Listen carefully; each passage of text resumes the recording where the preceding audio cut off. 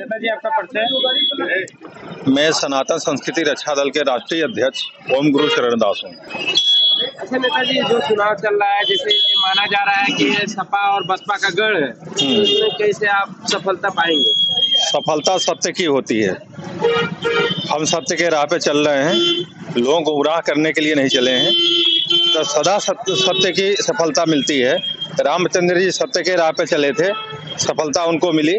भले ही पैर में खड़ाऊ नहीं था, कोई आकाश में उनके उड़ने के लिए जहाज नहीं था, लेकिन फिर भी उनको सफलता मिली। मुद्दा क्या रहेगा नेताजी? मुद्दा हमारा है बेरोजगारों को रोजगार देना, अशिक्षित को शिक्षा देना, रोगियों को स्वास्थ्य देना, आदि आदि बहुत सारे मुद्दाएं हैं हमारे पास, जो कि आदमी आत्मस्वावलंबी बने।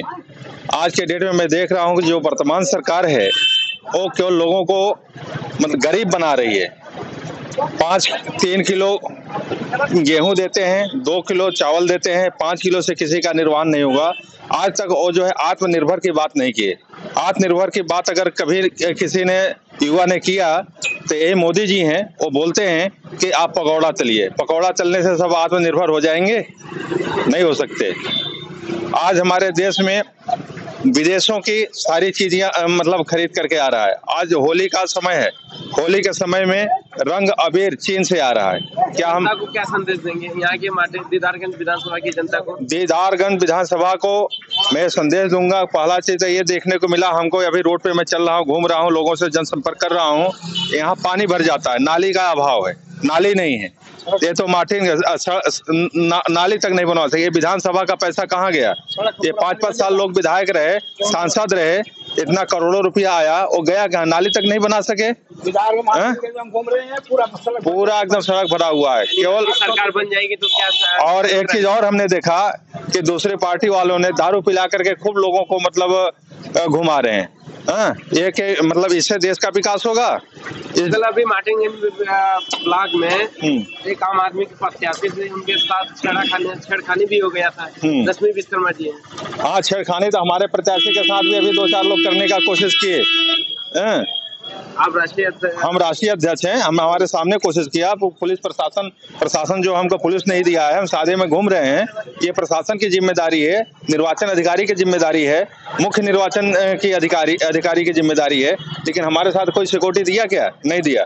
अभी अमित शाह हो या केजरीवाल हो या और कोई हो तो उनके साथ कितनी सिक्योरिटी चलती है? क्या हम लोगों के जान की माल की रक्षा नहीं होनी चाहिए? अभी दारू पी के लोग, गुंडे लोग यहाँ बदतमीजी से बात किए। बाबा जी हेरा ये किया कि नहीं किया इसने? ये प्रत्याशी हैं, मैं राष्ट्रीय अध्यक्ष हूँ। ये जिम्मेदारी क्या सरकार की नहीं होती? क्या आपके साथ कैसी बदतमीजी? तो उसने वो पर्चा बैलेट पेपर देने के लिए बोल रहे थे, तो बोलता है कि हमारे कैंडिडेट वो हैं और हम फाड़ के फेंक देंगे। बोले भैया फाड़ मत, भैया हम दे दे, फाड़ मत। और हम आज दीदारगंज विधानसभा में घूम रहे हैं। मार्टिनगंज बाजार में जब बारिश होती है तो यहाँ ठेवना भर पानी भर जाता है। आज हमारा प्रशासन क्या किया यहाँ? और हमारा 5 साल में योगी महाराज रहे और यहाँ ने पूरी सड़कों पर पानी भर जाता है, करोड़ों अरबों रुपया आ रहा है। और यहाँ पर ब्लॉक से लेकर के और विद्यालय तक पूरा पानी भर जाता है रोड पर जब बारिश होती है। तो हम कह रहे हैं कि अभी देखो, कोई भी आदमी अगर प्रचार में भी जाता है, नेता लोग जहाँ में भी काम कराने के लिए, तो तुरंत काम हो जाता है। एक गरीब आदमी जाता है, उसका काम क्यों नहीं होता है? भ्रष्टाचार हर जगह, बिना पैसे का कहीं का। आज जो है, जो वर्तमान सरकार थी वो करेगी भ्रष्टाचार मिटाया। कहाँ भ्रष्टाचार मिटाया? एक होमगार्ड भी है, बिना 200 रुपया लिए कागज आगे नहीं बढ़ाता। एक पुलिस है, कुछ भी है, कहीं भी जाइए।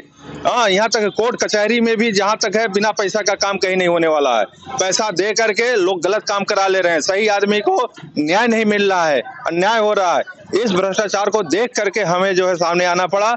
मैं सनातन संघ रक्षा दल राष्ट्रीय जनता आपको चाह दे, आप जीत गए तो इसके लिए क्या करेंगे?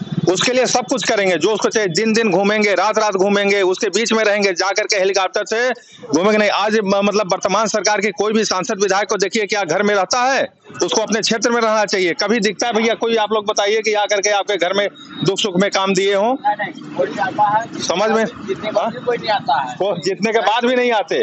मैं जीतने के बाद जनता के बीच रहूंगा, उनके हर दुख सुख में रहेंगे कभी भी। और एक एक पैसे का जो हमारे विधानसभा क्षेत्र में जो पैसे आएंगे, एक एक पैसे का मैं हिसाब जनता को दूंगा, एक एक पैसे का दूंगा, जनता को मैं हिसाब दूंगा।